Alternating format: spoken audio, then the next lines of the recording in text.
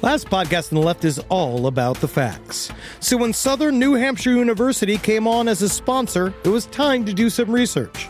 Turns out they offer more than 200 online degree programs, and get this, criminal justice and psychology are some of the most popular. Classes have no set meeting times, and tuition rates are some of the lowest in the U.S. Want to learn even more about SNHU? Visit snhu.edu/last.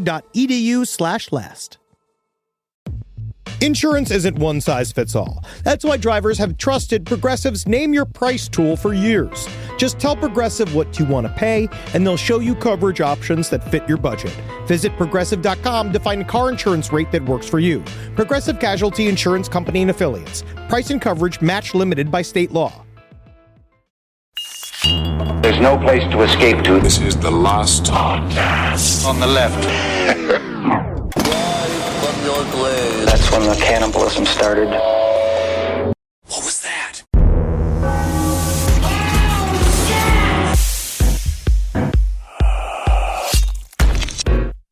So a lot of times when we do these shows, right, you guys know, everything's off the cuff. He's praying. We always do these things off the cuff. I'm listening intently. Please, thank you. Thank you. It's so nice to have a focus. Have I never listened to you? No, you're forced to. We were all forced to listen to each other. Yes.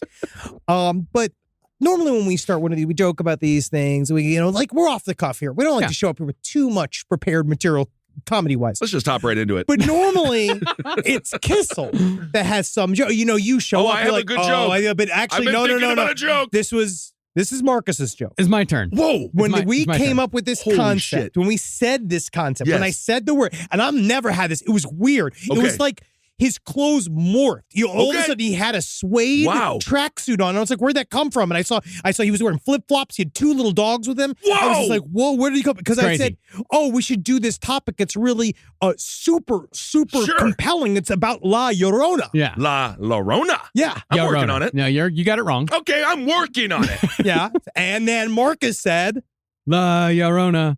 Da, da, da, da, He did da, it. da, da, da, da, da, da, da. La Llorona. That's not a joke. No, that is. It's That's a song parody at its worst. But guess what? I then realized afterwards I have a better song parody. It hopped into my mind. Wow. I was You've pitching been this show waiting. to a very successful man yesterday, and he said he was going to listen to this episode. This is it. Mr. Big's here? Kind of. All right, Mr. Big, you ready? Here we go. All right. First, you take your kids and you put them in the river and you put your head down and you make yourself a quiver. Every time I cry, I make the Hoven shiver. Hey, La Llorona. All right. Yeah. Welcome to the last podcast on the left, everyone. Ben hanging out with Marcus. I don't think that's too fair because I And came up Henry. with mine off the cuff, and Henry's had a week to think of Macarena La Llorona. I wrote that down last night. It was very successful. Okay, everyone. Today we're discussing La Llorona. Llorona. Llorona. It's La just Llorona. Llorona. Llorona. There we go. We're keeping all this in. This whole episode is about us. This whole year, honestly, we're trying to do more. Embracing other culturas. Of course. Yes. How do we see how you guys see, and how do we get into there? And this is a good spooky way into entering to Latin American culture. Absolutely. I'm super excited to get into this. Well, La Llorona is a legendary creature of Mexican descent, both urban legend and mythical boogeyman. She's a cautionary Boogeywoman. Boogeywoman. dare you. Yes. She's a cautionary tale told to children, teenagers, drunks, and amorous youngsters alike in a variety of ways that all share the singular qualifier of a weeping woman. Well, there are thousands of variations on the La Llorona tale, to the point where families can have their own versions of the creature that are passed down through the generations. Cool. Even separate villages in the same province will have different stories of La Llorona. It follows. Different neighborhoods and cities will have different La Lloronas. Interesting. La Llorona's comes in a bunch of different fashions. You got Arctic fever Llorona. Yes. You've got down in the cacti Llorona. You've got delicious Mountain Rush La Llorona. Don't forget- and cool breeze La Llorona. My favorite new Mountain Dew, Cold Sore. I love it. Because each one has been licked by another person who may or may not have a cold sore. Well, in its simplest form. Why I call them cold sores? They look pretty hot to me. That's a really good pun. That's a good pun. That's a good point. Something. I don't know what it is. I told someone to listen to this episode right off the top. Mr. Big thing. Remember. And when did it be Llorona? Right. I don't have any more words. Llorona. Let's just hop right into it. Technically, it's wordplay. Well, in its simplest form, La Llorona is a cautionary river tale that's supposed to keep kids from drowning. It's a lot like the Scottish Kelpie.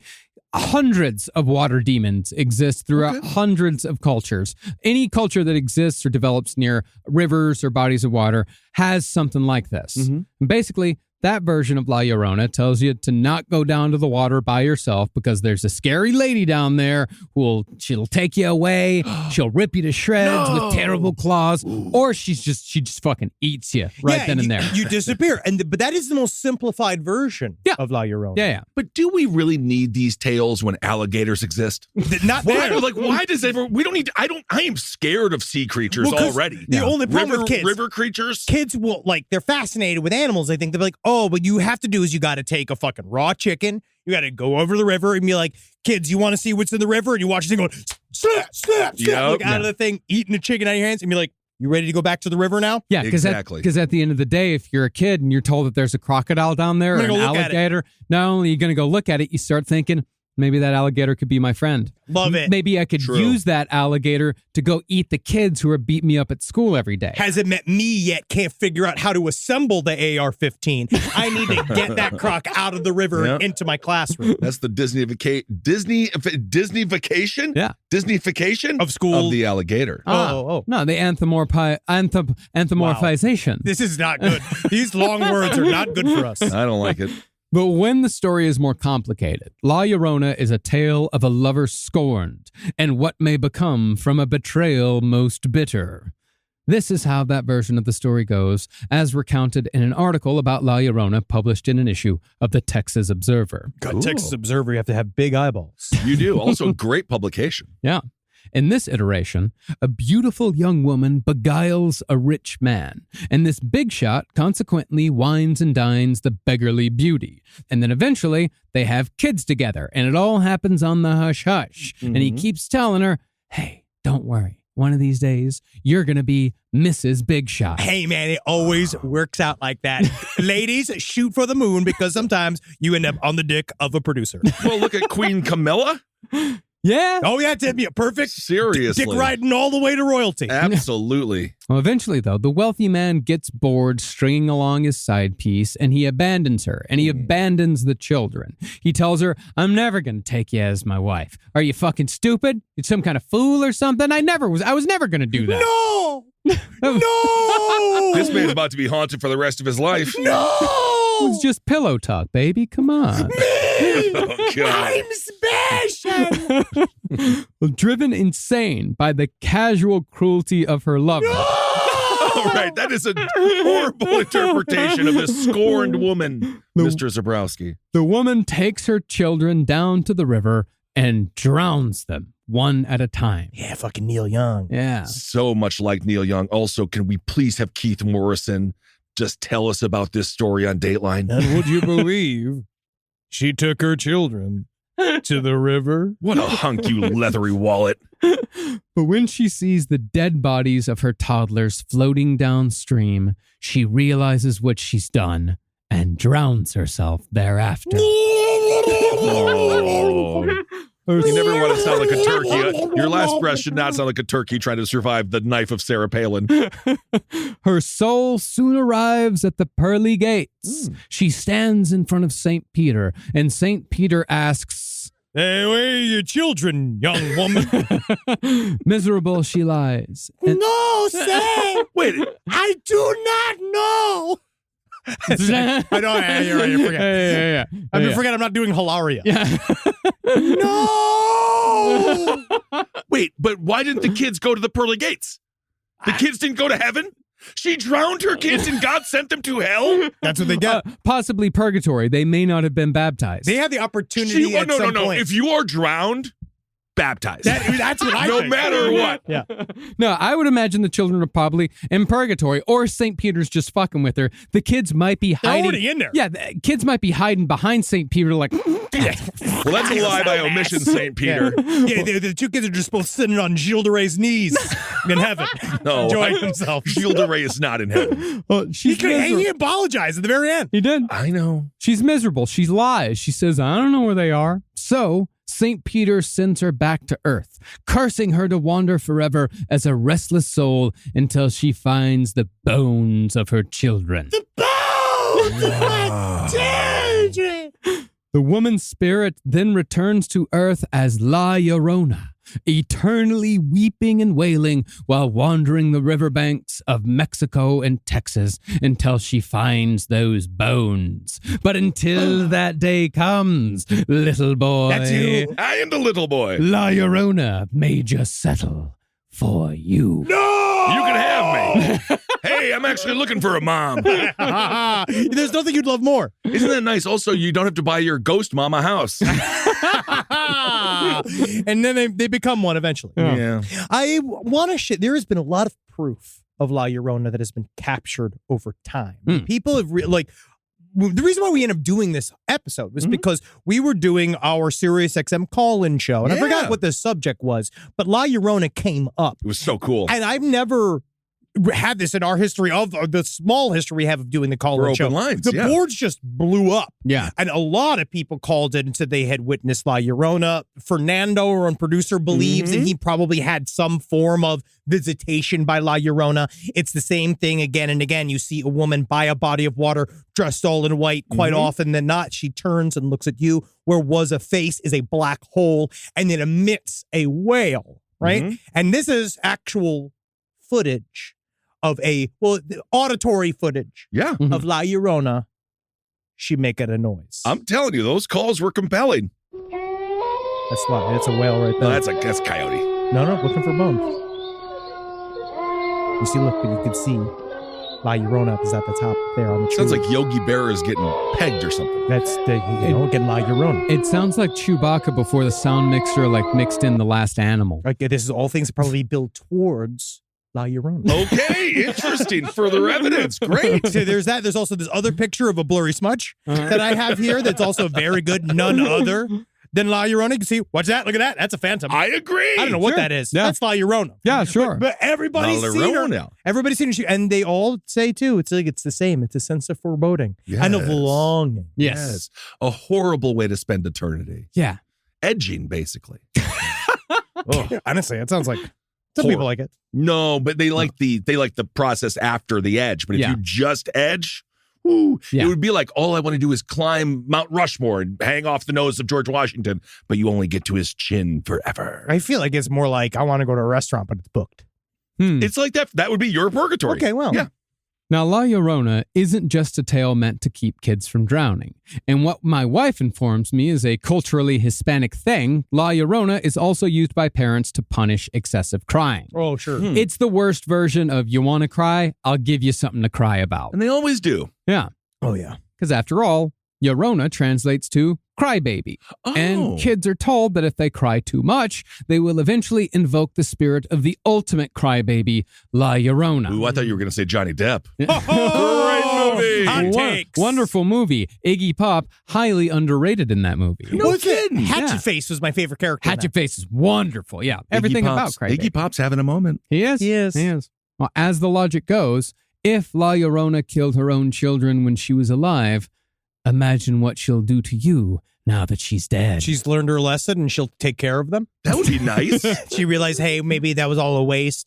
And now I'm obviously here wailing and searching for my lost children. Maybe I got these new children. Yeah. Maybe it's time to start over No. in a way that I can grow and change, like step by step. No. Step by You step. put La Llorona in the character of Tim Duffy's position. Yes. La Llorona would understand, actually, I have to grow up in order for myself. I might be in body an adult, but I need to be one up here as well. Absolutely. Right. She needs to go to a ghost therapist. And you know what? I'm not for the remakes of films. They're remaking White Men Can't Jump. It's fine. Watch the original, Rosie Perez. You don't need another one. It's kind of crazy. They made the white men be able to jump. Isn't that stupid? They got jumping boots on now. It's like in the original Super Mario Brothers movie, which is my Super Mario Brothers movie, and that's where I'm staying. That's where it takes place on Mars or on the moon, where white men can jump a little bit more. But you know what movie could be remade?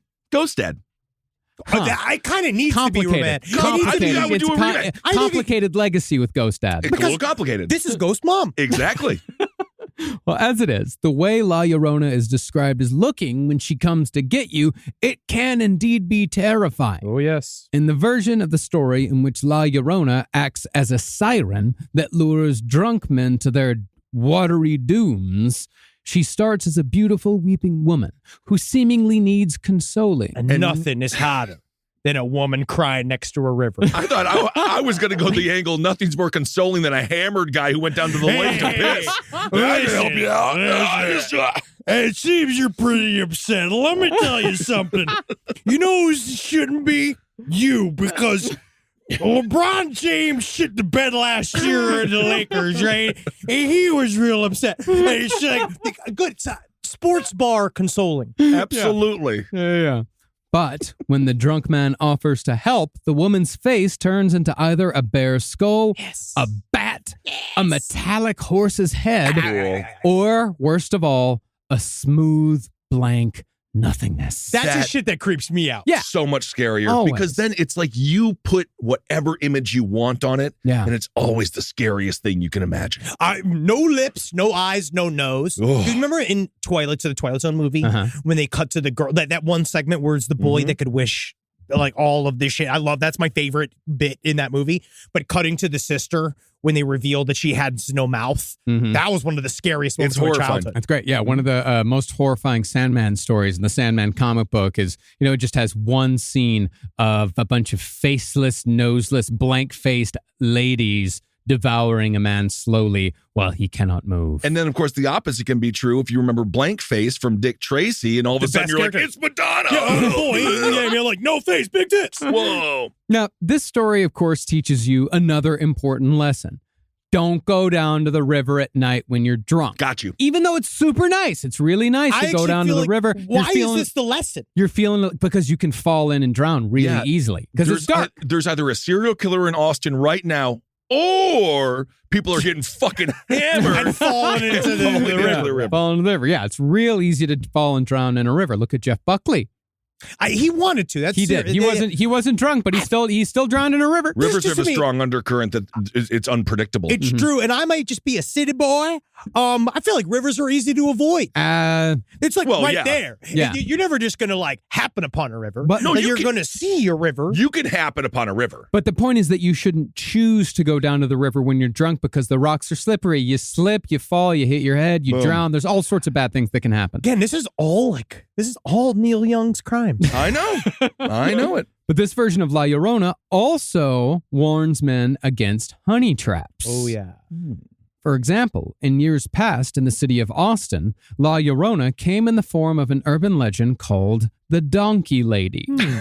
The Donkey Lady. Now that's a name I can say. The Donkey Lady. Yeah. It's actually almost too easy for me. Yes. The Donkey Lady would lure UT frat boys down from 6th Street to the Red River, where all manner of awful things may occur. Wow. They might look through your phone. That would be the worst of all. But when it comes to what children are told La Llorona looks like, it's said by some that the centuries of crying have marked La Llorona's face with 2 scars that lead down from her eyes.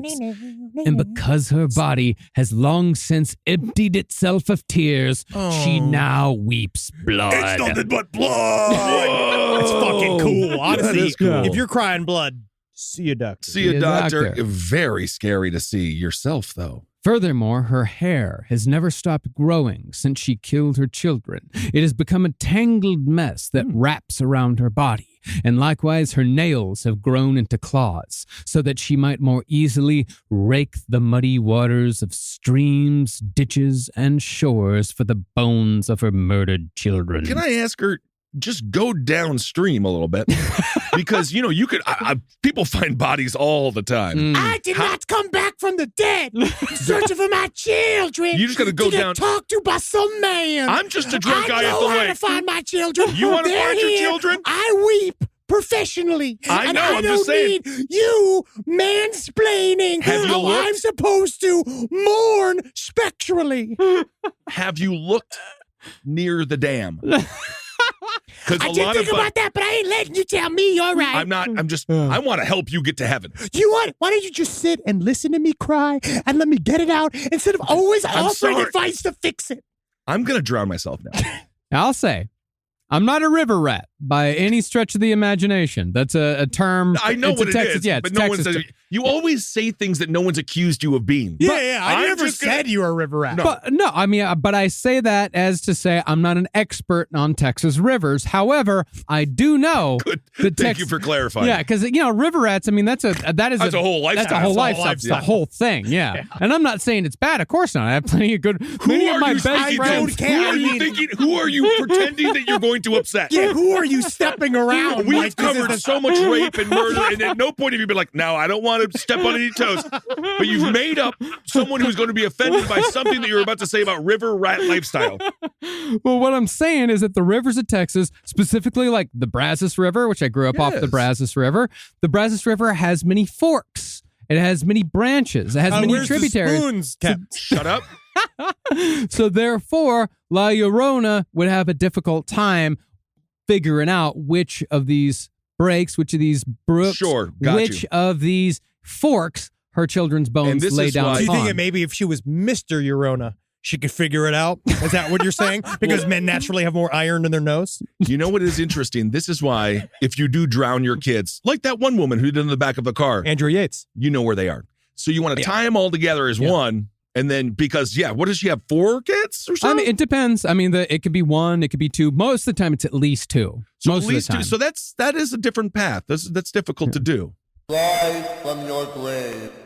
This podcast is brought to you by Squarespace. Squarespace is an all-in-one website platform that helps you stand out online. Yes, that's right. You don't have to smash your face with a hammer. You can just start a business. It's got everything you need on Squarespace, from securing your domain to building a professional site and showcasing your work all in one place. Let's say you want to show everybody how you can carve your ribs out of your lower abdomen so that you look more like a Ken doll. That's amazing. You can bring your vision to life with AI-powered design or curated templates, plus flexible editing tools that helps you create something that truly reflects your style, especially if you are somebody that is trying to corrupt the young men of America. That's what Squarespace is really going to help you. Squarespace makes it easy. It makes it easy for you to put all that together, and you just go to Squarespace and do it all. Thanks, Braden. Head to squarespace.com/left for a free trial. And when you're ready to launch, use offer code LEFT to save 10% off your first purchase of a website or domain. Summer means freedom. And for adults, summer means work next to freedom. But thanks to Mint Mobile's summer sale, it can almost feel like the work is playtime for the adults. Right now, all of Mint's plans are $15 per month, even unlimited. Free yourself from big wireless and switch to Mint Mobile for high-speed data and coverage on the T-Mobile 5G network. It's so well connected, I could call from anywhere. Deep from well within my bunker, where my AI-fueled robots slowly but surely toil for me, but I know for a fact I'm saving money on my phone plan. Or up above, where I'm training all of my giant Amazon female warriors who will fight in bulletproof mesh. Also, honestly, Mint Mobile's really cheap and it's really reliable, so you should use it. To get your new wireless plan for just $15 a month, go to mintmobile.com/LPOTL. That's mintmobile.com/LPOTL. Cut your wireless bill to $15 a month at mintmobile.com/LPOTL. That's it. There's no catch. Upfront payment of $45 per 3 months, $90 for 6 months, or $180 for 12 months. Plan required, $15 per month equivalent. Taxes and fees extra. Initial plan term only. Greater than 50 gigabytes may slow when network is busy. Includes up to 20 gigabyte hotspot. Capable device required. Availability, speed, and coverage varies. See mintmobile.com.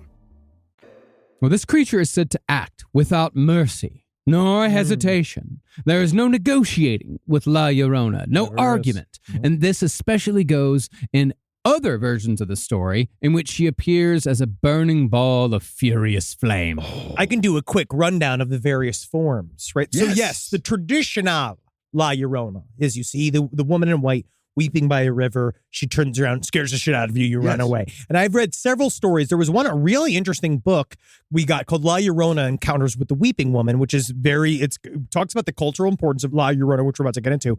But it has come of those. One story I read where it's like, guy was driving in right outside of Santa Fe, and this was back when Santa Fe was a very small city, and said that he saw an old woman on the edge of the street. And same thing, he said, normally, he's like, now I knew something was different because it was like getting struck by lightning. I saw this old woman weeping, and then as I drove past, she turned to look at me, and where should be a face, it was a black hole, and I just did a full U-turn and just drove away from it. Right, scared the living shit out of him. That's one version. Okay. There's another version that back when Las Vegas was just a small little town, like literally just a gambling outpost, right? There's talk about like the guys that were working there, they're building Las Vegas. There was one story of a guy gambling and this beautiful woman. And he said, how do I put it? It's like not the normal woman we see in this establishment. Yeah. Right? A Salma Hayek arrives. Yeah. Right? Yes. She comes in, beautiful face, long brown hair, and she sits with her dress and she starts gambling and running everybody under the table. And they're all like, this guy's like, she's great. She's great. She's like, we don't know what to do with her. And men are literally falling in love with her. And she's saying like, oh, you guys can all come back with me. Until finally one looks down. He felt the tapping on his foot. And he's like, oh, she's flirting with me. And he looked down and she did not possess a human foot, but it was a hoof. Oh my God. And then they freaked out. They were like, La Llorona. And they all like freak out. They're like, La Llorona. And they freaked out. I think these guys are about to be leaving Las Vegas. Well, what's the interesting about leaving Las Vegas was that he went there to die. So it's like he never left. Isn't that something? But then there's also a version of La Llorona that is a tumbling ball of flame. As in one story, a guy saw what looked like the woman in white, and then realized it was morphing into this tumbling orb. Like looks like a bunch of flames. And he was just like, nah, shit. Oh, what the fuck, bro? It's bad. You see that dead? Yeah. And it arrived and it landed in front of them and then turned into a bundle of blankets. And then the bundle of blankets unfurled, and it was a bunch of babies with razor-sharp teeth. Oh, my God. That's the worst one yet. And everyone else said that, like, they thought that, like, they're like, he was the most trustworthy man in the village. Like, we didn't think he would lie. And it haunted him all his days, seeing these like, little carnivorous children. Cenobites. All right, cool. When it comes to the roots of La Llorona, the story is far more than a cautionary tale like so many that spring up around cultures that develop around bodies of water. It's also far more than a story that keeps kids from running off on their own. And it's certainly far more than a cautionary tale meant to keep frat boys from drowning in the river. Okay. La Llorona is actually one of those rare legends that has its roots in both mythology and highly consequential historical events. It involves stories that involve beautiful women, terrifying creatures, and, according to some opinions, the betrayal of an entire civilization. This is one of those stories when I typed in, I always go to my research and I go to like YouTube and I go like La Llorona and just kind of trying to see it popped up, right? And then the first thing that popped up was this like very thick college level dissertation where it was these two teachers were talking on Zoom and they got really into the culture of Mexico. And I was like, oh, that's where you checked out. Huh? This is pretty intense. I don't know if we're going to be getting to all of this. So that part that actually contained information, you were just like, nah, it's just real thick. So we're just going to say, listen, this is Gringo time. Get to ghost tits already, guys. We're going to do our best to break down a lot of very complex themes within Mexican history. Absolutely, and Mexican culture. It's extraordinarily complex. Yes. We're absolutely going to do our best. And what to better get three this. amigos to do it than us? Honestly, I think it's finally time for Last Podcast on the Left to explain Mexico. Do you have anything besides Mexican food? In Mexico, it's just called food. Can we go drown ourselves? I don't. Let's go. Now, since La Llorona is a terrifying Mexican legend, it's only logical that her mythological roots lie in the most terrifying Mesoamerican mythology, that of the Aztecs. And since it's a dark tale, it's only natural that the roots of La Llorona are related to human sacrifice. Now, did the Aztecs practice human sacrifice? Most definitely. They didn't just practice it, they got real good at it. But yeah, they nailed it. They got pro. But was it a part of everyday life, as it is often claimed? I hope so. Unlikely. Probably not. See, Man, that was when we toured Rome. We missed out on all the good shit. Yeah, that's when we should have been comedians. Ancient Rome. Yeah. I mean, Aztec sacrifice, it's one of the most hotly debated subjects in all of like academia. Because who's writing the history? Yeah, well, that's the thing. The vast majority of what we know about human sacrifice comes from the Spaniards who conquered and slaughtered them. Just like everything we know about Druids comes from the Romans who invaded the British Isles. History is written by the victors. And just like the Romans, it was in the Spaniards' best interests to paint the Aztecs as pure barbarians. But when it comes to the crude ethnographies written by Spanish missionaries, they were actually usually pretty reliable when it came to the American indigenous people. And I'm just happy that in no way does the American history of our land have a similar tale. No. Nothing but we're straight shooters. Yeah. Straight shooters. Well, they're usually pretty reliable, but the purpose is, of course, nefarious. Yeah. Yeah, these chronicles of Mesoamerican tribal and cultural practices, these were guides for future missionaries to pervert existing cultural beliefs and turn them into Christian beliefs. Because look at how fucking well it worked with Christmas and Easter. Yeah, that rebrand was complete. Yeah. Like, for example, like when it comes to societies like the Aztecs, the missionaries can say like, oh, y'all fucking love blood? Yeah, we fuck do. Yeah. Yeah. Hell yeah. Oh, they like blood. There's this fucking big bloody dude. He's always being tortured. His face is always bleeding. He's got this big fucking stab wound. It's always bleeding. Fuck yeah, get him a Band-Aid. He's got fucking nails dripping into his hands and feet. Yeah. Those are always fucking bleeding. Fucking And sweet. guess what, bro? Yeah. We drink his blood once a week. It's awesome. You'll love it. Do it or die. Fuck So yeah, that's dude. the selling point. Yeah, man, I drank blood last week and I got mono from it, man. Isn't that nice? It's great that you can love something you're full of. It really Isn't that is. nice? But the story of La Llorona is tied into all of these mechanisms. Where who writes the stories of ancient groups? What do they serve? Like, what purpose do the writings serve for the people that are using it for their own benefit? And also how they got this information. Because one of the actual origins of La Llorona kind of talks about what I mistakenly said incorrectly on the stream. Like the idea that the conquistadors, when they arrived, they were outnumbered by the Aztecs. And they're sort of like, this is fake, like this is false. So the idea that they were so overwhelmed by their technology that they just kind of gave up the ghost. And also the thing about like them believing that, Hernando Cortez was a god. That's totally untrue, totally false. But what they did was that they worked their way, very similar to the CIA has left their imprint around the United States. If you bring up MK Ultra into this again, Walter, buddy, okay. How does it connect? I agree with Henry on this wholeheartedly, actually. It's a very good analogy. Okay. I'm just saying, we've just seen Where they go in, with the conquistadors would motivate the larger group of Aztecs, or they would motivate the people that were on the lower rungs of society. Okay. Because at this time, the society had already structured itself into a way where there was a group of a controlling class that ran everything and basically did what we're kind of going through right now, where they are essentially like making sure that no one on the bottom got anything. When did the conquistadors sprinkle crack everywhere? This is basically what they did, but with La Llorona. La Llorona's the crack. I got you.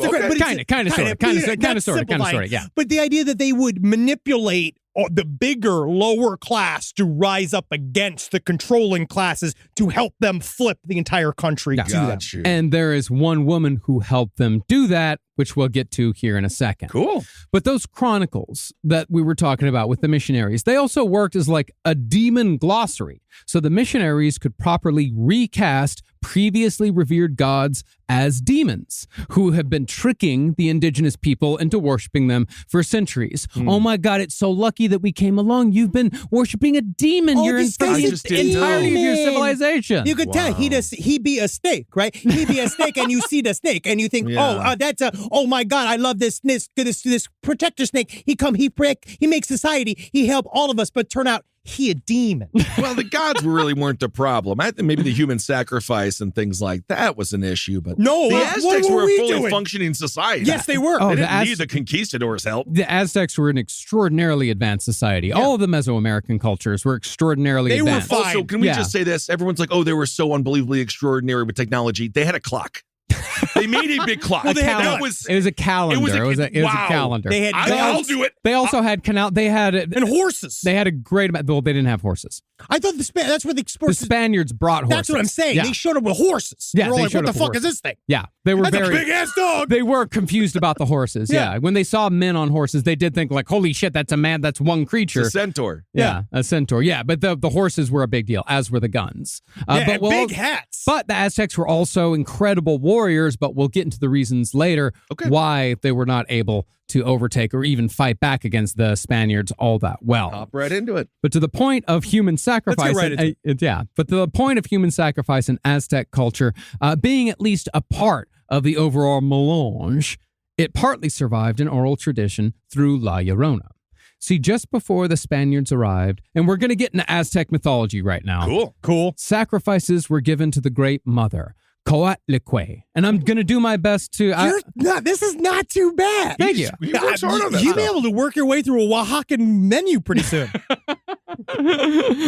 And Coatlicue was usually depicted wearing a long dress made of tangled rivers and drowning men. Yes. Wow. In some versions of the Aztec creation myth, she created the world. Now, Aztec mythology is fucking crazy violent. Sweet. But so is Greek mythology. Yeah. Remember fucking Saturn ate his son alive. The Titans. All that shit's incredibly violent. Sometimes that son ain't good eating. Yeah. Yeah, I guess so. That's not to mention, again, the crucifixion of Jesus has been portrayed as extraordinarily violent. In other words, a lot of belief systems have violent roots. I think all of them, don't they? I think all of them involve some kind of blood. Plains Indian tribes usually don't. Their creation myths are usually very peaceful. They have to do with the land, coyotes, stuff like that. Yeah, those are actually... Boring. Yeah, they should have... Well, I mean, honestly, that sounds awesome. And the Jewish creation myth is... That one's truly boring. Like, what is it? Let there be light. Well, Kabbalah, God, the transmission of nothingness to somethingness. Yeah, Genesis, law, and God said, let there be light, and then that's it. God created the heaven and earth. God's just a fucking executive just saying horseshit. He's just saying, you know, it'd actually be nice if there was some light in here. Yeah. And then he makes everybody else go scurry around and make it happen. Garden of Eden. Yeah, I bet you they really enjoyed that series called Family Pies. They all fucked each other. According to that, we're all incest babies. Family Pies. We are. Yeah. We are all of humankind's incest babies at some point. All of humankind. We've been getting caught in fucking washers and dryers since the beginning of time. You got to figure out how to clean these clothes better. Maybe that's one of those things that La Llorona is warning against, because if she's stuck down in the river, don't you come and do your naughty stepfather business with her. I wonder if you did just leave a pile of dirty clothes if she'd wash it. Well, let's move on. Well, some people argue that the Aztecs they're mostly misunderstood, you know, that they just loved violent stories. Because as we know, just because people have violent interests, that doesn't mean that they're violent people. In fact, most of the time, as our audience knows all too well, it's usually the exact opposite. Yeah, everybody I know who looks scary a lot of time is the most gentle, loving person in the face. Everybody I know with face tattoos in 2023 is an incredibly sweet person. And now we live in a world where khakis and blue shirts or red shirts. You're the fucking devil. Yeah. It's like, it used to be Target employee and now it's neo-Nazi. Yes. Yeah. But as one of the violent Aztec myths go that are related to La Llorona, a goddess named Cihuacoatl helped the god Quetzalcoatl create the current human race by grinding up the bones of the people from the previous ages. Well, I'm sorry. And that's using Quetzalcoatl's blood. Sorry, I got to take a shit. I'm going to waddle out of here. This is great. This is really, really good. My nickname was Crap-a-Waddle. We're really trying. I'm really trying. No, you're nailing it. Cihuacoatl, by the way, was Coatlicue's daughter. We're just going to get You're married to a non... she's fluent in Spanish. This isn't Spanish. This is Aztec. I don't fucking know then. Okay. She's fluent, and she's not Mexican. She's Colombian and Peruvian. Yeah, you piece I didn't of say shit. it. I didn't say she was Mexican. I can't fucking believe it. I didn't say she was Mexican. How dare you? Beautiful people all around. Everyone is beautiful. Well, Coatlicue, meanwhile, was decapitated by her children on the orders of one of her daughters, the moon goddess, who, with shades of La Llorona, was upset with her mother because her mother had become pregnant by a man who was not the moon goddess's father. Okay. There's a bit of infidelity here. There's a little bit of a telenovela. Little bit. So even if you're a god, you get cheated on? Oh, yeah. Oh, Jesus. Yeah. Women be trifling. I guess so. But from the bloody neck stump of Coatlicue sprung the fruit of that forbidden union, the Aztec god of war, Huitzilopochtli. Cool. Yeah. That's cool. And seeing that his mother had been killed, Huitzilopochtli dismembered hundreds of his siblings and decapitated the moon goddess. He's mad. He then threw her head into the sky, and that head became the moon. Oh, I see. Oh. Yeah, they have the coolest fucking myths. It seems to be awesome. None of you seem to pay attention to me unless I'm full. Oh, that's fine. Oh, now you're all taking pictures. Oh, okay. Moon goddess. No, we love you, moon goddess. Thank you for the tithes. No reason. Literally, why we should you? There's no reason to call. God. It's just, we love you.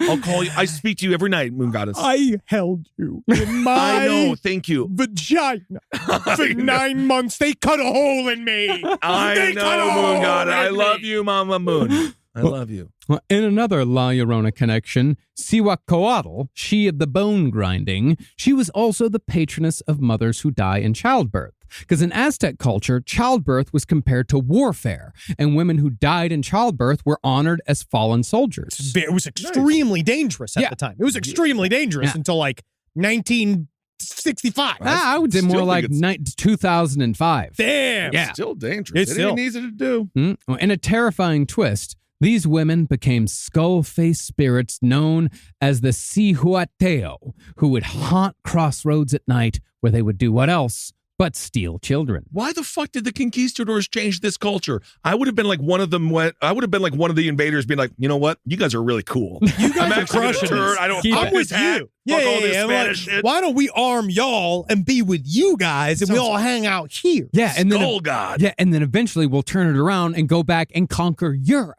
Dude, that would have been Europe crazy. could have used a little bit of cool shit. Yeah, because I want to say a lot of this, people talk about, obviously that some of this is very symbolic of Mexican-American culture, or like a kind of the way we deal with each other. But this is really an anti-Spain podcast. And I'm still like, we need to go for Spain. I think that's where a lot of the anger needs to be directed towards, because they started it, making the plates smaller.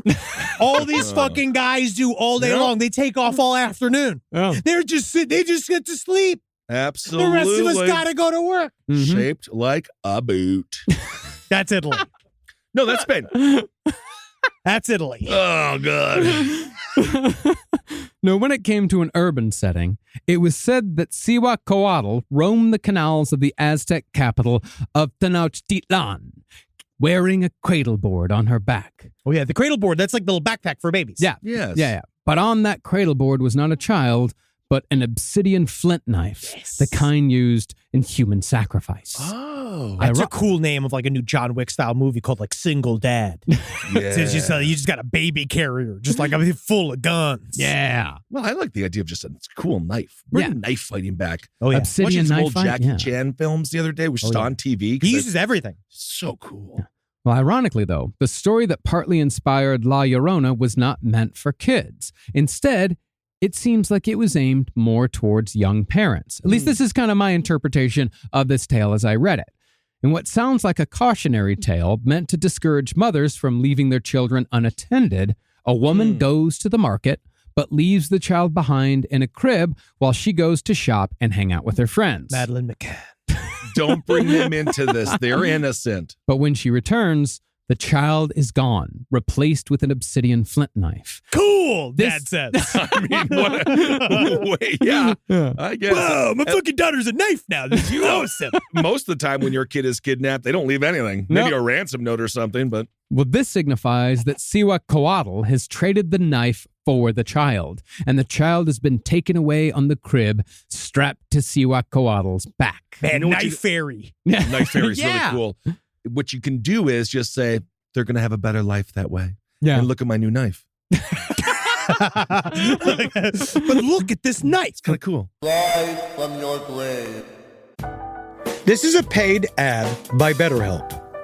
it's so important to remember with the busyness of the holidays, every holiday, Arbor Day, that day about the planet, President's Day, there's so many things to adapt to in this life, and it doesn't follow a perfect plan. God, ruins the whole weekend. But therapy with BetterHelp, the world's largest online therapy platform, it can be a space to pause, reevaluate, and adjust to any unexpected changes. With over 30,000 therapists worldwide, BetterHelp is one of the leading online therapy platforms, having served millions of people globally. BetterHelp makes it easier to fit therapy into your routine. You're in good hands, too. BetterHelp therapists have at least 3 years and 1,000 hours of hands-on experience, and hold all required education, training, and certifications. It's easy to do, and the help is better over there. You don't have to navigate life's changes alone. Sign up and get 10% off at betterhelp.com/lastpod. That's betterhelp.com/lastpod. In the United States of America, there's a break-in every 26 seconds. That means somewhere, right now, an intruder is getting closer. The problem is most security systems only alert you after a break-in has already started. That's too late. Choose SimpliSafe to secure your home. Using the Outdoor Camera Series 2 and advanced AI alerts, SimpliSafe's U.S.-based live agents identify threats on your property and help deter them, stopping crimes before it starts. That's real peace of mind. They've got a really great security system that makes sure people don't get in your house or it makes a big noise. And to me, that's a big deal for me, is that it protects all of our yelling with a siren in our studio, which is one of the most important things that can be protected. I don't care if thieves come and kidnap us. I don't care if marauders come and steal our staff and bring them to another country against their will. As long as our words aren't affected, as long as our precious data isn't affected. And SimpliSafe does that. And for that, I say, God bless you, SimpliSafe. God bless you. God bless you, SimpliSafe. God bless you. Experience greater peace of mind with SimpliSafe, now available with an exclusive discount for our listeners. Right now, you can get 50% off your new system by visiting simplisafe.com/LPOTL. That's half off at simplisafe.com/LPOTL. There's no safe like SimpliSafe. Well, to round out the Aztec influence on La Llorona, when it comes to mythology, another likely inspiration for this cultural amalgamation is a creator creature known as the Hungry Woman. Yes, this creature, a lot of times what it'll That's do is... That's a name I can say. When you sit to order food at a restaurant, she'll say, "Oh, I'm not very hungry right now." But then when you order something, she'll take half of it. Or when you're sitting at home and you're trying to decide what to get for delivery, she'll say that she's hungry, and yet every suggestion you make, she says no. Oh, guys, this is not your podcast. The husbands can be right sometimes every now and again. Well, this wandering god, the Hungry Woman, she is covered with dozens of mouths that cry out not for children, but for food. It's just awesome. It's cool. Yeah, it's said that the Hungry Woman is Coatlicue herself, the devouring mother who contains both the womb and the grave. Yes. We're talking, this is like gangbang gold right here. Because all the mouths. All the mouths. I actually was thinking this is blow a good, bangs. I feel like the Hungry Woman's a good new, like, that, chicken. You have a chicken pop up. Oh, sure. Where you're the Hungry Woman, and you just see Woman. all the different mouths, but there's a chicken sandwich for each one of the mouths. And I actually love that idea. And Ben, I think you're in this gangbang, it's not going to go the way you want it. Why? Because there's so many mouths. All you're going to see is dudes' butts.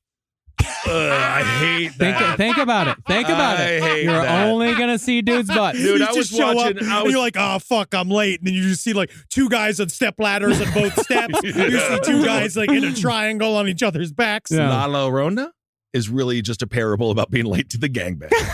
So far, The Hungry Woman, I suppose, more the parable in that case. But while La Llorona obviously has roots in Aztec mythology, she owes perhaps even more of her existence to the 1519 arrival of the Spanish conquistador Hernando Cortés. Ooh. He was there seeking the 3 Gs: God, gold, and glory. Oh. Can you feel the power? Can you feel the glory? This is where it gets complicated. Yeah. Now, what's fascinating in this context is that 10 years before Cortés arrived, the Aztecs began witnessing a series of bad omens that they believed were signaling the arrival of mysterious men who would wage war on Tenochtitlan. Laying some very strong groundwork for the future legend of La Llorona, omen number 6 involved a native woman covered in chalk, dressed all in white. According to accounts, she wandered the streets of Tenochtitlan and was heard crying and screaming throughout the night, saying, My children, we now have to live far away. or, My children, where should I take you? Disneyland. no. Not now! Supposedly, this woman was the aforementioned goddess Cihuacoatl. 7 years after that omen, a famine began, and Cihuacoatl again appeared in the streets of Tenochtitlan, crying in hunger. She would say, Oh, my children, we are about to be lost. Finally, to make all of this as horrible as possible, these omens were linked at the very end of the Spanish conquest, when it was said that the hungry woman ate a baby boy in his crib. Wow. Hungry indeed. But it extends. So this is really kind of about like these, what they learned was you could take these legends and you could flip them for their own good. Like the conquistadors understood that if you got in and started to understand how to speak their language, how they speak to each other culturally, that's the best way to manipulate a people. You wrap a baby in a tortilla, you cook that up. I mean, that is not the worst. You know, it comes down to it. Who knows? Not the worst. Now, when you say not the worst, If you're going to eat human flesh, I would assume a baby's flesh is slightly more tender, and I don't want to talk about it anymore. You've already done this. You've opened it up. Just- And actually, I know from accounts of cannibals that they say that those that have eaten baby meat, they say that it's very similar to fish, that it actually falls apart. Yeah. I'm sorry. I apologize. I didn't You want to did bring, this. I was trying to bring some levity to it, and I actually would realized be- it was the opposite. It would be incredible in a Yeah. taco. Now we're about to get into history here, and it might be a little bit controversial. I know some of our listeners might have some very strong opinions on this one way or another. And you're correct. We don't know. We've learned as much as we could about this subject, but for some people, it's just a line in a history book, and for some people, there's a lot of ideological stances attached to this character in history. Yeah, and things that reverberate to this very day. Are we going to get into CRT? Fantastic. CRT. Critical race theory. Oh. It's a joke about modern America. Modern America. Oh. Modern America. God, you guys. We don't have kids. I tried to talk to Wendy about the racist beginnings of this country, and she kept saying, she's something about pulling the ladder up and doesn't care what anybody else hops, and she's already made it to this country and she doesn't All care. right, let's move on. No, we don't need to get into the details of how Cortés destroyed the Aztec Empire so quickly. But for the purposes of our story, we're going to discuss the controversial woman who helped him do it. Her given name was Malitzin, but the Mexican people would come to know her as La Malinche, a.k.a. the Tongue. Oh, did she meet Just the the- Dalai Lama? Oh my God, yeah, kiss my tongue. The Suck my tongue. That is such a fucking, that's a scary, the tongue. She's controversial. Controversial. Okay. Now, the legend goes that La Malinche had been a member of Aztec nobility who'd been captured and enslaved by the Mayans at the age of 8 or 9. But as it turned out, she had a knack for languages. And by the time Cortés arrived from Spain many years later, La Malinche was fluent in the languages of both the Aztec and Mayan empires. Wow. Now, when Cortés first arrived, he was given a large peace offering by the Mayans, which included 20 enslaved women. Amongst those women was La Malinche, the enslaved Aztec noble. She was baptized as a Catholic and given the European name of Marina. Seems like the peace offering was actually exceptionally violent. Oh, very much so. Yeah. Yes. And Yeah. if you thought La Malinche was very interesting, you should have meant I don't know how to say butt in Spanish. That one word. was just called the butt. La culo. Yeah. She was nice. Very, very good. Yeah. Now, since the Really? Wow, I'm just we trying are. to- But the nice thing is, I actually saw someone hit a grand slam and they barely even hit the ball, but everyone in the infield did so poorly. So we're doing okay. That's all we got to do. It's all about an in-the-park home run here. Yeah. Now, since La Malinche was reportedly beautiful, she was given to a Spanish nobleman.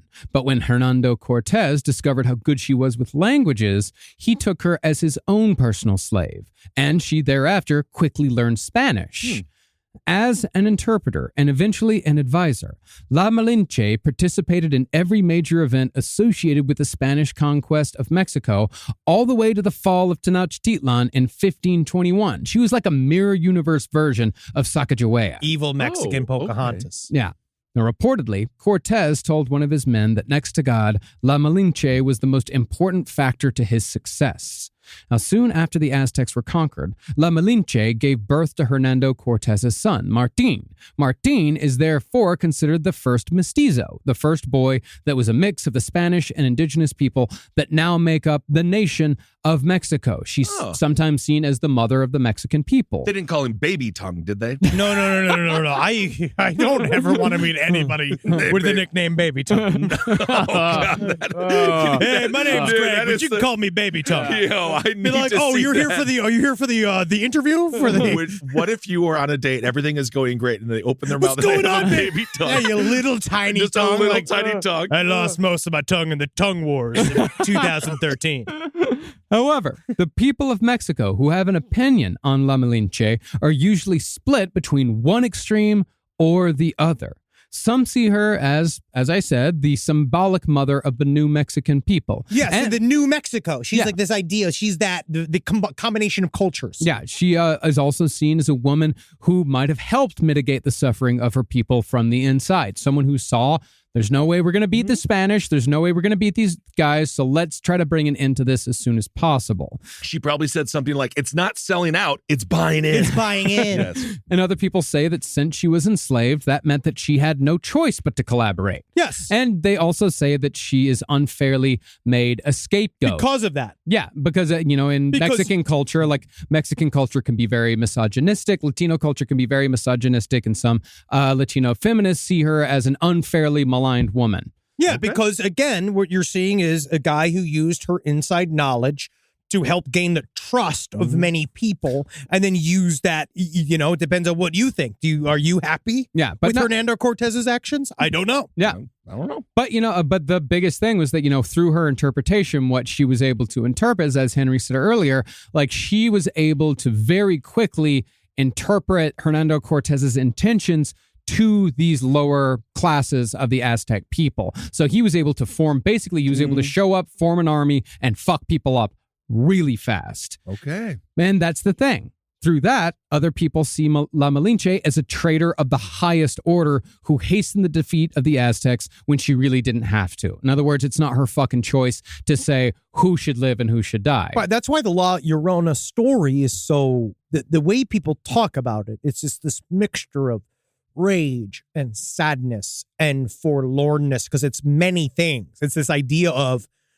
It's a complicated ghost. Very complicated. It's this thing where you look at it, you don't know really where it's coming from. Like what were the intentions of this if it was indeed a real force. It's symbolic of that. This idea of are we selling ourselves out? Like a mother who kills her own children. It's a symbol. It's a symbolic example of quote unquote selling out your country. Mm-hmm. Yeah. I mean, that's why Wisconsin's great. They have a thing called a hodag. Which is just a big ass beaver. Yeah, it literally is just a thing that sits there, and I think it only says hodag. I think that's why it's called the hodag. And they also have a sandwich called a hodag. Yeah, exactly. It's a whole thing. The Bigfoot's just a big guy. Just big old foot. Yeah. Yep. Well, some of these people argue that, because of La Malinche, the Aztecs didn't have enough time to adapt to the Spanish ways of warfare. That eventually, if they would have been able to just kind of battle them on their own, they would have figured out how to go against guns. They would have figured out how to kill horses. It wouldn't have been, they would have at least been able to fight for as long, fuck some shit up for as long as they could until, of course, the smallpox set in. And then after that, they're fucked. But, and others say that, she could have refused to collaborate altogether. She could have chose death. She got murdered. But she could have chose death over the betrayal of her people. Yeah. And that's the thing is that it goes... Tough options but all it's around. Also, it's about a ghost story about somebody that's damned by their choices because also you're you're a woman in society, so you're kind of forced to do these things, and then you're kind of punished for it by society. Yes. Yeah, sure. Yeah, exactly. And, I might be misinterpreting this, but from what I can tell, like Malinche is still like a slang term. It's still used today. It's used by some people as a sort of like, it's like an Uncle Tom pejorative. Benedict Arnold. Yeah. I don't know the story of Benedict Arnold. It's a whole thing. It's actually much worse than Benedict Arnold because this is like somebody who, it's basically someone who prefers Eurocentric cultures to their own. I would compare it to the fact that Joe Gatto left the Impractical Jokers. How? Oh, it was his divorce. He was forced to in the divorce. Yeah. Well, a prime example of this, a prime recent example of this is the Latino white supremacist who killed 8 people in Dallas, 2 weeks ago? Dude, do you even remember? I was speaking of this on Abe Lincoln's Top Hat, and it's race and ethnicity, different things. It's a whole thing. It's very complicated. It's a very complicated. There's a very good article in The Atlantic this week about it. I was speaking about The Atlantic the other day. What is happening Henry, here? Should I break out the Metamucil? What's going on here? We're going to do some shots of wheatgrass and shit. But no matter what the modern interpretation of La Malinche's legacy may be, whether it's one way or the other. Yeah, we don't know. At the time in the 1500s, she was definitely seen as a villain to the people of Mexico when she was alive. And as we shall soon see, her actions and the subsequent consequences slowly began to intertwine with Aztec mythology, thus helping to create La Llorona. Now, once the Aztecs were conquered, the Spaniards began to recast the Aztec mythological heroes as villains.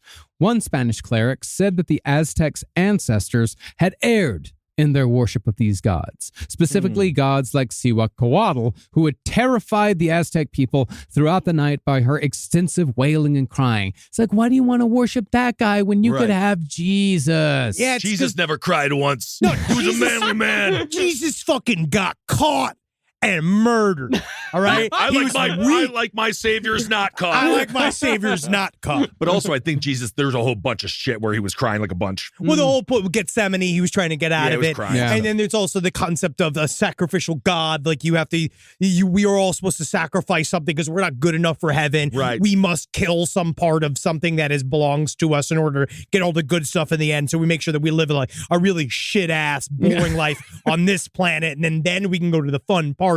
Again, Gilles de Rais, Michael Jackson, just like a killers, all these guys just hanging out there, man. Yeah, never forget Jeffrey Dahmer. No, just loving life. They're going to go with Epstein on that one. But all right. Well, sure enough, by 1550, a few decades after the Spanish defeat of the Aztecs, the goddess Cihuacoatl had become a ghostly white apparition of a sobbing woman wandering the canals. She was now named La Llorona. Dun, dun, dun, dun.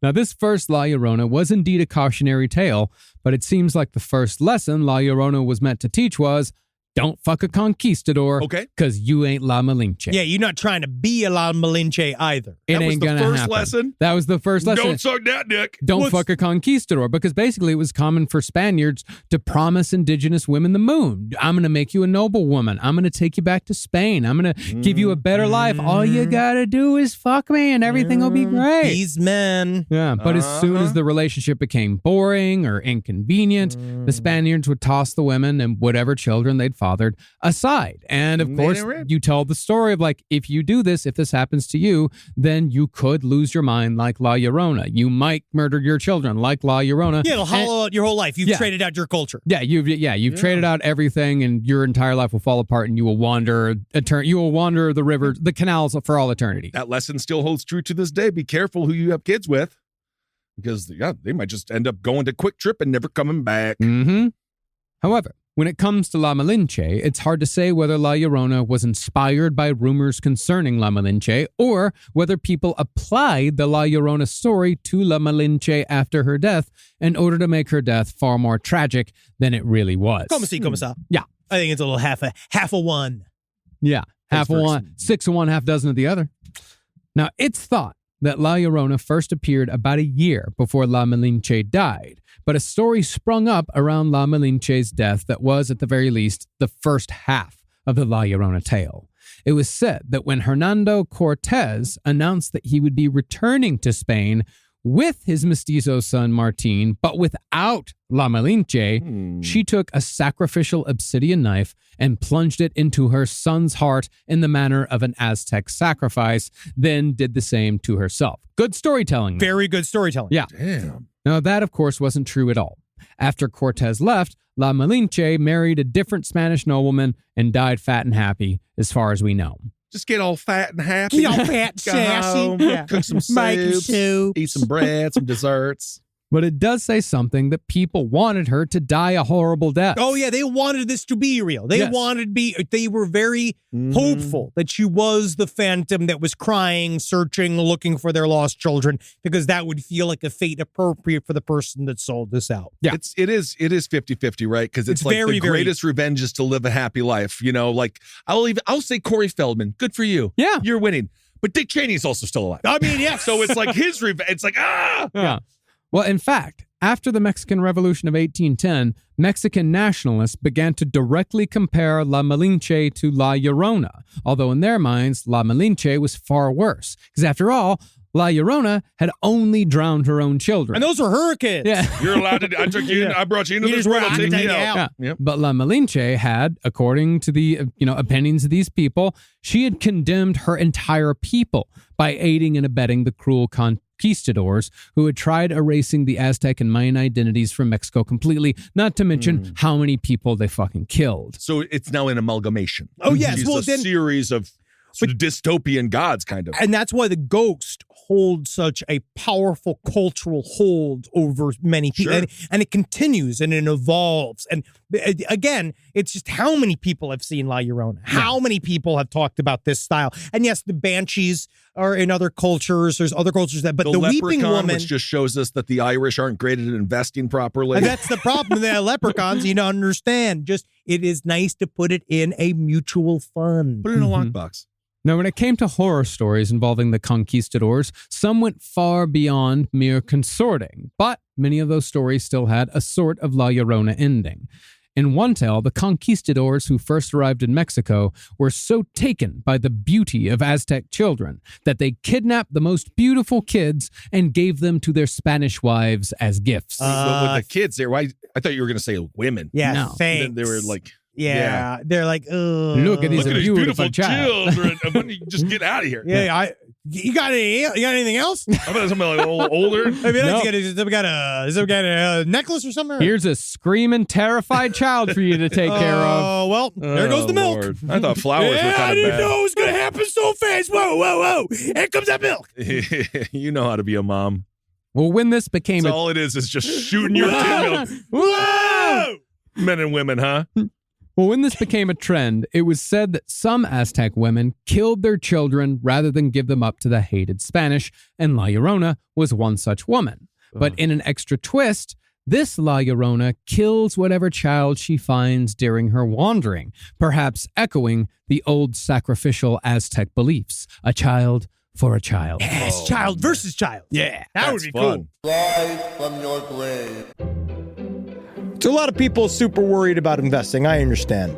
Money's fake. And you're like, why can't I just pull all my money out of the bank, turn it into like essentially smelted precious metals, place them up inside of my anal cavity in order to get across the various country lines? I understand you. I'm with you. I'm like you. But things like Acorn showed me it's okay to invest. Give your money a chance to grow with financial wellness app Acorns. Sign up in minutes and start automatically investing your spare money, whether it's a little or it's a lot, especially if it's a little.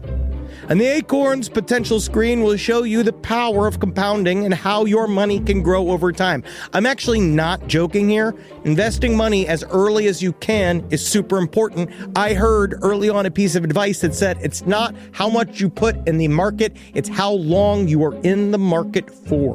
All right, so go and do it. Sign up now and Acorns will boost your new account with a $5 bonus investment.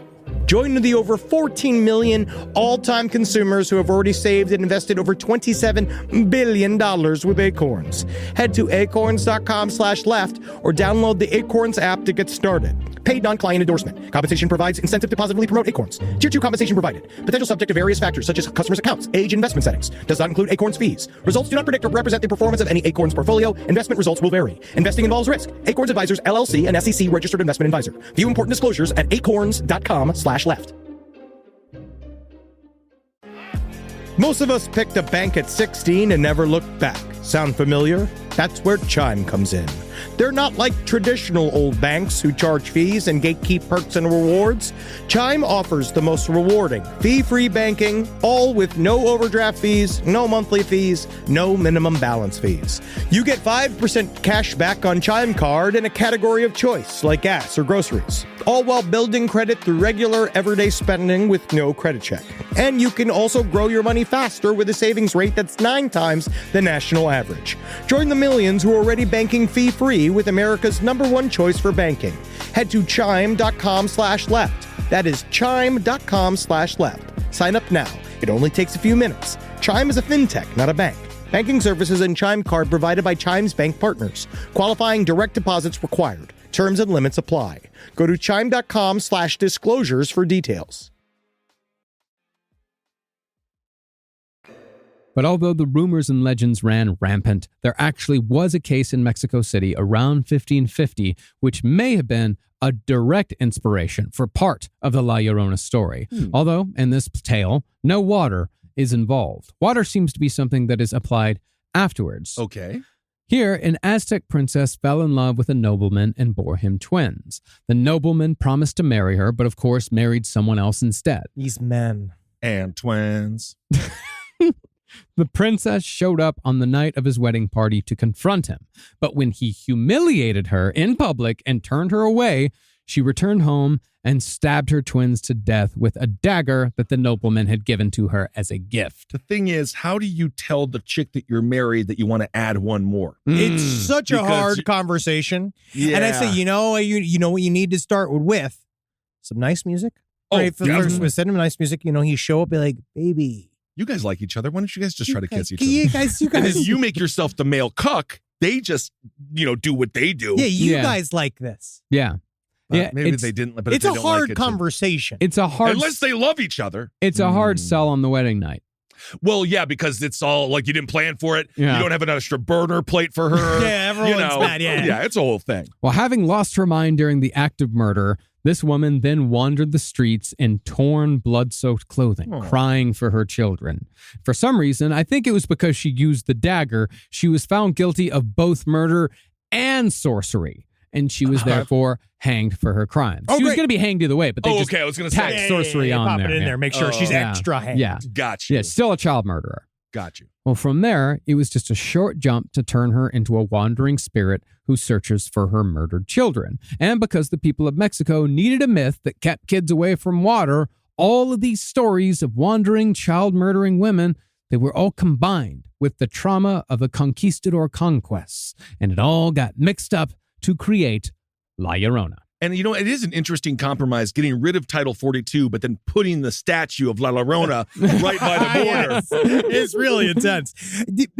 There's also something to the taboo of a mother killing her children. Oh, yeah. That is, in certain people, it makes it's her a taboo. more scary. Some people are just not into it. Yeah. I know. But it is. It's a specific taste. It's an acquired taste to kill your children. But it's weird because there really is pointed. Because you see how many stories. I was just following the Letitia Stouch case, which is another case of a woman killing her son. Like, I got really into this year for some reason. I've been watching a lot of interrogation Lori footage. Vallow. Oh yeah, I've been really getting into negligent child homicide, child negligence. Was it homicidal child negligence? When you say you're getting into it, it's like hockey? It's like me and a couple of parents meet up a couple times a week and just talk about how to ignore best. Yeah. And you as the non-parent. Which child do we torture? Yeah. And you as the non-parent, you get to show up and think outside the box. Well, that's the thing. I'm objective. Yeah. And I can take a look at their kids and be like, well, her legs are not going to make her good for any sports.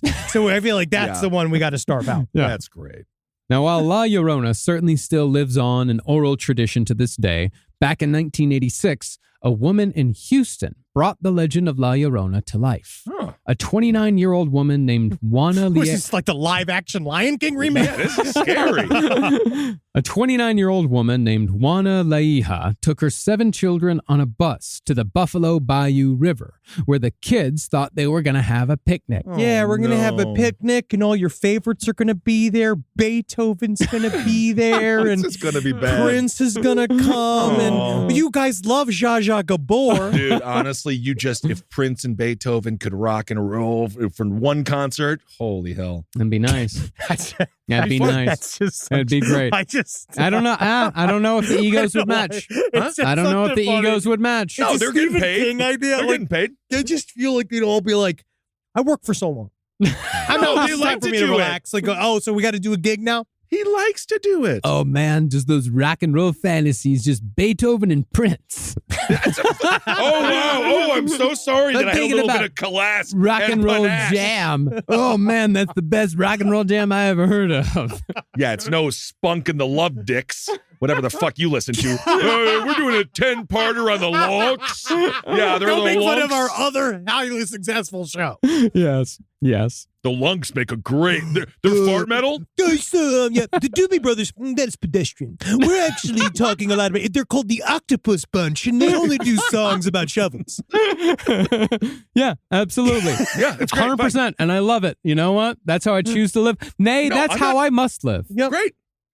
Well, indeed, once this woman and her children arrived at I don't know why I can't say Buffalo Bayou. Bayou. I keep saying Buffalo Bayou. It's because there's no such thing as a bayou in Buffalo. That's true. Well, once they arrived at Buffalo Bayou Park, located just outside of downtown Houston. None of this is real. right in the middle of Houston. Oh, wow. okay. Juana took her kids to the banks of the river and just started tossing them into the water one by one. That's Jesus. a terrible Olympic sport, and I'm glad they cut it out. Yeah, it's really bad. All right.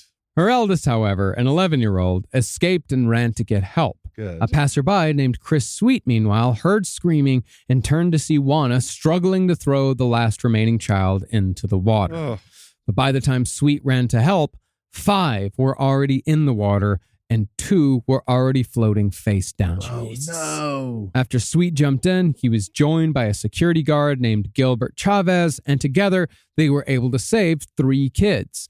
But the 5-year-old and the 6-year-old, named Judas. Ooh, I that never is heard an intense name. Judas? I never heard anyone naming their kid Judas. I don't think that she wanted him to live. Yeah. If your name is Judas Yeah. as a Judas. child, I mean, I actually kind of like the sound of The it. sound of it's cool, Obviously, yeah. yeah, it's context a is- cool name. Yeah. But Turncoat it who means hangs like yourself. ultimate portrayal. Yeah. Right. Yeah. Well, he died after being rushed to the hospital. Now, when police interviewed Juana after the murders, she said that she'd been worn down by a life of poverty and domestic abuse, noting that her husband had recently beaten her so badly that she couldn't eat. She was hearing voices. It was later discovered that she was bipolar.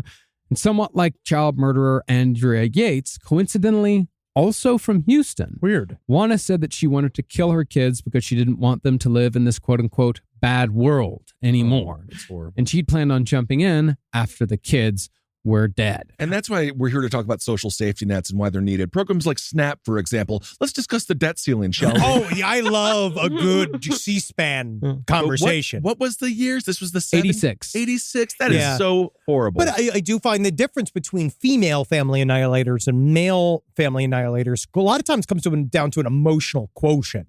Moms seem to be a lot sadder about killing everybody, but the dads are just super excited to move to New Jersey. Is this your version of women drive like this and Yeah, men this drive is my like that? club. Yeah, this is my club appearance comedy. Yeah. Here at Chuckle Hut, he's got some of the best murder comparison stories. Oh yeah, the moms like to drown their kids. I guess they want to go to the pool. Dads, they mostly bury them in a field. I guess every father wants to be a gardener. I love this bit.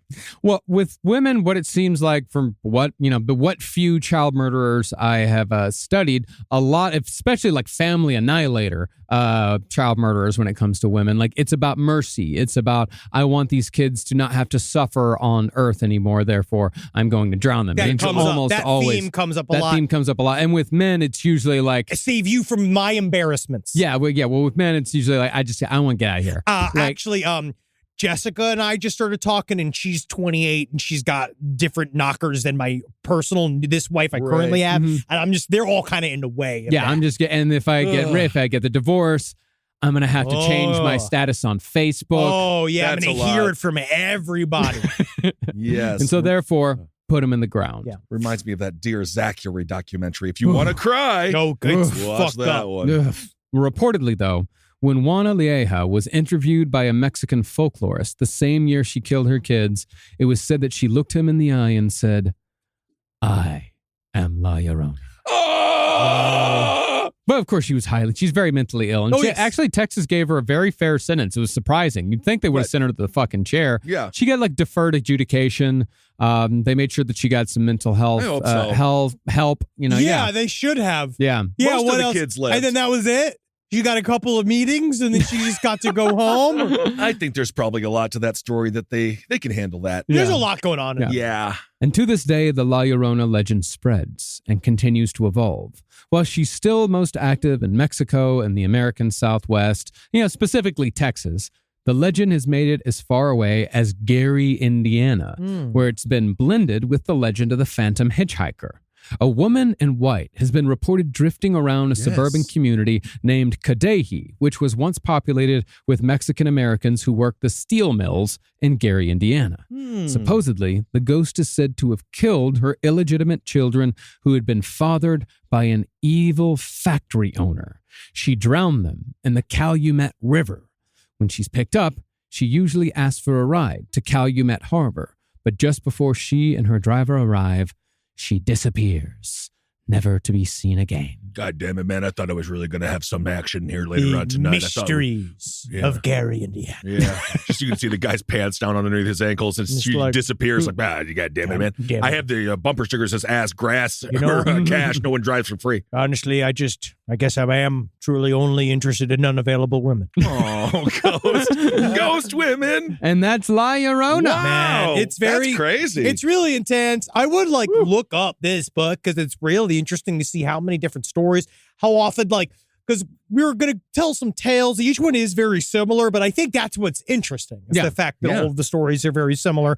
People see it again and again. And if the response from just our audience having seen La Llorona, it was so crazy. Yeah. I'm certain this must be, it's very prevalent in a lot of Latin American society. Oh, my goodness. All right, everyone. Because Well, Bloody Mary has has also got a whole very intense historical past, too. There's a lot of historical context to her. Yeah. But I never saw her. We did it multiple times. Do you remember when we did it on the show?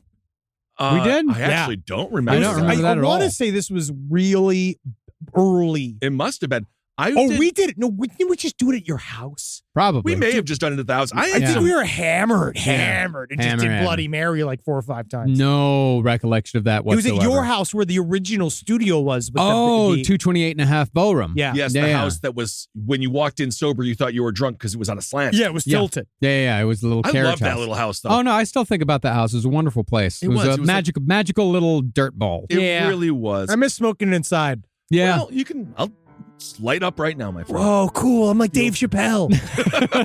All right, everyone. Thank you so much for listening. That was very educational and awesome. We have a bunch of stuff. You know where to find us. You can see all the horror shit. Check out our Sirius XM show. It's a Monday, 6 p.m. And also check out our stream live on the Patreon. Also, Spring Hill Jack Coffee. Go and check that shit out. Do we have any? What are your dates? July 16th. Yes. I got something coming up in July 16th. I've been told I have to market it, so come on out. That's going to be. Look at my Instagram. I'll show you where it is. I'll show you where it is. We're so bad at this. I know. I can see my manager or our manager just yelling right now. And I will pitch the Brighter Side Live is happening at 9 p.m. at the Pack Theater tonight. This is coming out Friday, so tonight the Brighter Side Live. So come check it out at the Pack in Los Angeles. Awesome. Yes, and I will be in the Cobb's Comedy Club, located somewhere. So there you go. And next Thursday on May 25th, season 3 of No Dogs in Space is officially premiering. Yes. Fantastic. And Spun season is also coming out this week. We got a new Spun season. Awesome. And awesome. we can't wait to see you next Thursday. You can't. No, that's my joke, number one. It's what does no mean girl with a lisp? You call her it's cunt. because you see her next Thursday. Still tea. And also, we record on Thursdays.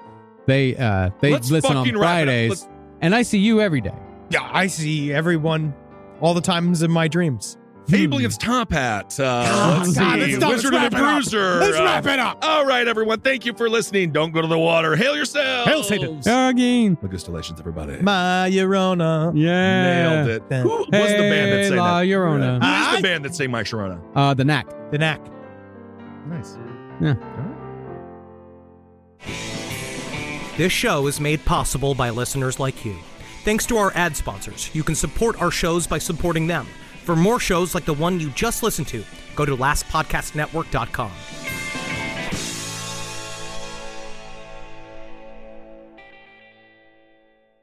Nature can hide dark secrets. It's my job to unearth them.